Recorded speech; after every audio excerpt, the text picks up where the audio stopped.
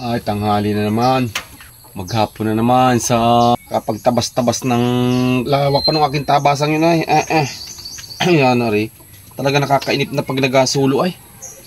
Nakakainip ang maghapon. Medyo pa'y makapunta na tanghali na. May isang linggo pa sigurong atabasan yun.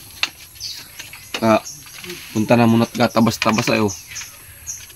Kaya talagang parang nakakainip doon sa inapagtabasan ko. Talagang panay kahuyan lang nakikita at huni ng ibon ang naririnig. Pag biyado sa kabundukan nagatabas ay talagang ang inip ay.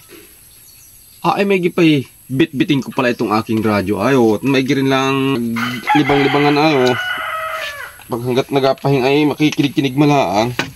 Okay ko muna ito dito ang aking radyo ay. Mamaya ko na rin abuhayin bagay ko nagapahing at tabas-tabas muna din yan. Kaya anong bilis kumapal ng damo din ngayon. Ay, anong kabibilis sumukal. Eri makaisang buwan pa yata ay wala naman. Ay sukal na naman. Halos buwan ko na lang rin inatabasan. Ay anong kasusukal agad. Ay mangalay din naman ang tamas ay. Ay talaga. Ilang oras pa lang ay talagang ilang oras na nga ni pala may ipayaki magpahipahinga muna ay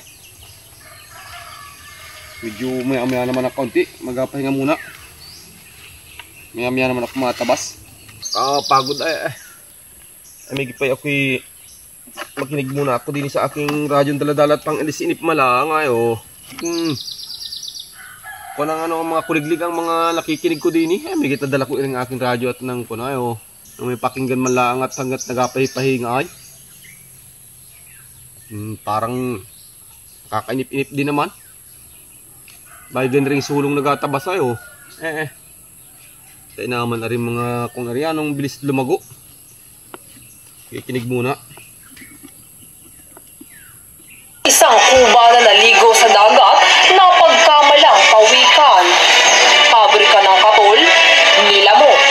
Dalawang tindera ng sili, nagpalitan ng maanghang na salita.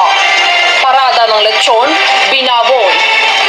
Buntis na photographer, nakunan. Kulangot na hindi madukot, binalik papasok. Isang bagyong papalapit sa Pilipinas ang hindi pinapasok dahil walang quarantine pass. May-ari ng Meralco naputulan ng kuryente. May-ari ng Nawasa sawa na sa asawa. Ayaw, di ma.